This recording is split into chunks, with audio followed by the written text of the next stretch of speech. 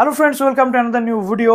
তো রাজ্যের college service কমিশনের পক্ষ থেকে চলে এসেছে নতুন বিজ্ঞপ্তি। কলেজ সার্ভিস কমিশনের পক্ষ থেকে একটা নিয়োগের বিজ্ঞপ্তি চলে এসেছে এবং আর একটা সার্টিফিকেটের বিজ্ঞপ্তি চলে এসেছে। বিশেষ করে যারা সেট পরীক্ষা দিয়েছিলেন 2023-এ তাদের জন্য আজকের এই ভিডিওটা খুবই ইম্পর্টেন্ট, এবং যারা অলরেডি কিছু ডিফারেন্ট কোর্স করে রেখেছেন, কলেজ সার্ভিস কমিশনের অনেকগুলো জায়গাতে নিয়োগ হয়।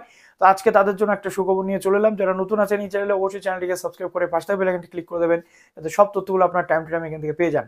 তো মোটামুটি আমরা দেখতে পাচ্ছি যে কলেজ সার্ভিস কমিশনের যারা সেট কোয়ালিফাই করেছেন 2023 ব্যাচ, তাদের জন্য সার্টিফিকেট ডাউনলোডের একটা নির্দেশিকা চলে এসেছে। সেই সার্টিফিকেট ডাউনলোড করতে গেলে কি কি করতে হবে আমি আপনাদেরকে বলে দিচ্ছি।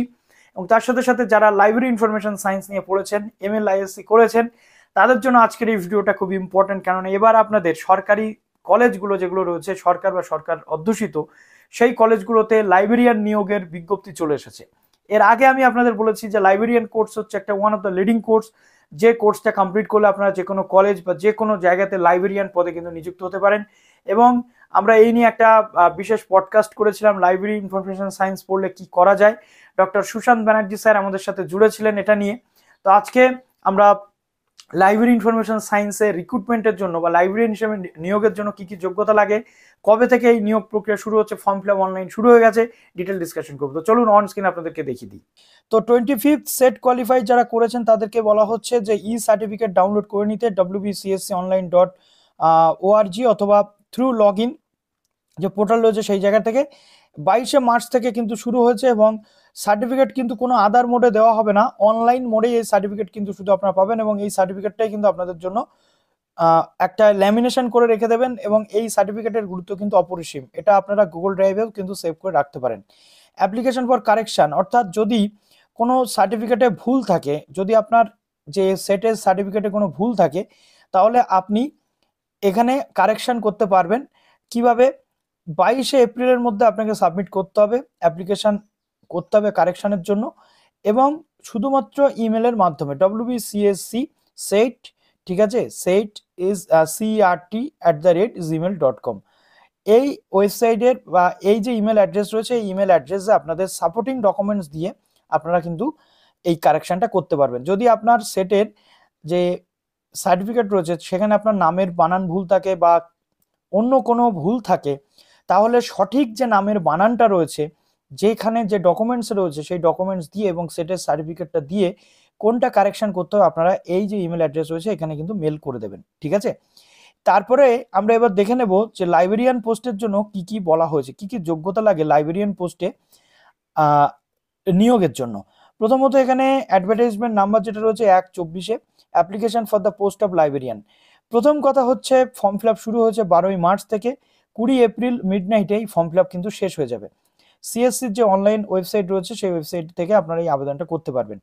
এখানে বলা হচ্ছে post of librarian state added general degree colleges in West Bengal, অর্থাৎ যে সমস্ত আমাদের ওয়েস্ট বেঙ্গলের যতগুলো অ্যাডেড কলেজ রয়েছে, অর্থাৎ like Basirhat college, Barasat college, Calcutta university যেমন সুরেন্দ্রনাথ কলেজ, বা অন্যান্য যে কলেজগুলো রয়েছে, বা রাজ্যের যে কোনো ইউনিভার্সিটি আন্ডারে কলেজ হতে পারে, নর্থ বেঙ্গলের দিকে হতে পারে ফালাকাটা কলেজ হতে পারে, কল্যাণী মহাবিদ্যালয় হতে পারে, যেখানে যেমন লাইব্রেরিয়ানের প্রয়োজন রয়েছে সেই অনুযায়ী এই নিয়োগ কিন্তু হতে চলেছে, অর্থাৎ এটা অল ওভার ওয়েস্ট বেঙ্গল জুড়ে।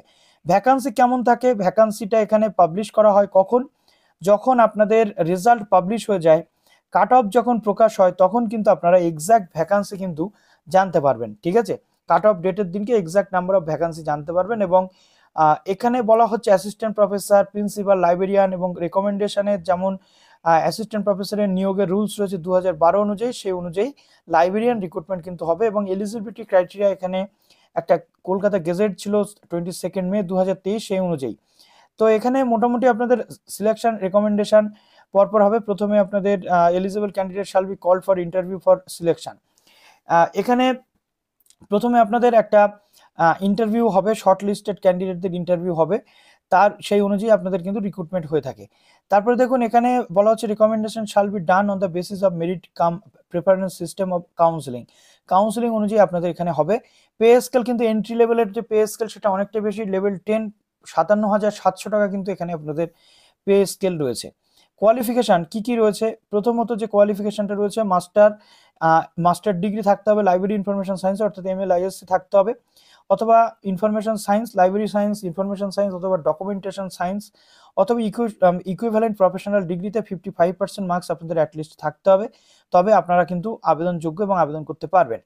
এবং এই যে জায়গাগুলো রয়েছে এবং এর মধ্যে যেটা রয়েছে কনসিস্টেন্টলি গুড একাডেমিক রেকর্ড, আপনার একটা ভালো একাডেমিক রেকর্ড থাকতে হবে, অর্থাৎ এইচএস, মাধ্যমিক, গ্রাজুয়েশন, মাস্টার সমস্ত লেভেলে একটা ভালো একাডেমিক আপনাদের স্কোর থাকতে হবে। এবং knowledge computerisation of library information বা লাইব্রেরির ক্ষেত্রে যে কম্পিউটারাইজেশন থাকে বা কম্পিউটারের যে দক্ষতা সেটা আপনাদের থাকতেই হবে, এগুলো থাকতে হবে। তার সাথে সাথে আপনাদের নেট কোয়ালিফাই কিন্তু করে থাকতে হবে, অথবা সেট কোয়ালিফাই করে থাকতে হবে, অথবা স্লেট কোয়ালিফাই কিন্তু করে থাকতে হবে।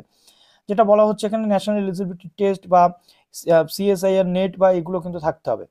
এবার বলা হচ্ছে যাদের পিএইচডি কমপ্লিট রয়েছে তাদের এই নেট বা সেট কোয়ালিফাই না থাকলেও কিন্তু চলবে। ক্লিয়ার?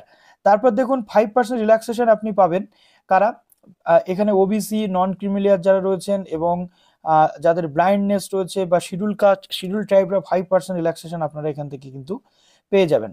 তারপরে যারা 1991 সালের দিকে মাস্টার ডিগ্রি কমপ্লিট করেছিলেন বা পিএইচডি করেছিলেন, মাস্টার লেভেল থেকে পিএইচডি লেভেলের ক্ষেত্রে 55%টা আপনাদের 5% রিল্যাক্সেশন হয়ে যাবে, এটা জেনারেল বা সমস্ত কাস্টদের জন্যই। তারপর দেখুন এসেনশিয়াল কোয়ালিফিকেশন যেমন যে এখানে রয়েছে। এবার দেখুন যাদের পিএইচডি রয়েছে তাদের কিন্তু নেট সেট কোয়ালিফাই করার কিন্তু কোনো দরকার নেই, এবং সেই নেট সেট না থাকলেও তারা আবেদনযোগ্য। এরপর দেখুন পিএইচডি ডিগ্রি শুধুমাত্র রেগুলার মোডেই কিন্তু হতে হবে, ঠিক আছে? এবং পিএইচডি থিসিস এভালুয়েট এটা এক্সটার্নাল এক্সামিনারদের দ্বারা অ্যাটলিস্ট টু এক্সটার্নাল এক্সামিনারদের দ্বারা কিন্তু কমপ্লিট থাকতে হবে। ভাইবা ভোগ ক্যান্ডিডেট হ্যাজ বিন কন্ডাক্টেড, পিএইচডির ক্ষেত্রে ভাইবা ভোগ আপনার কিন্তু হয়ে থাকতে হবে। তো এখানে এই যে বিষয় এগুলো কিন্তু রয়েছে এবং ফুলফিলমেন্ট যদি হয় তবে আপনি এখানে আবেদনযোগ্য।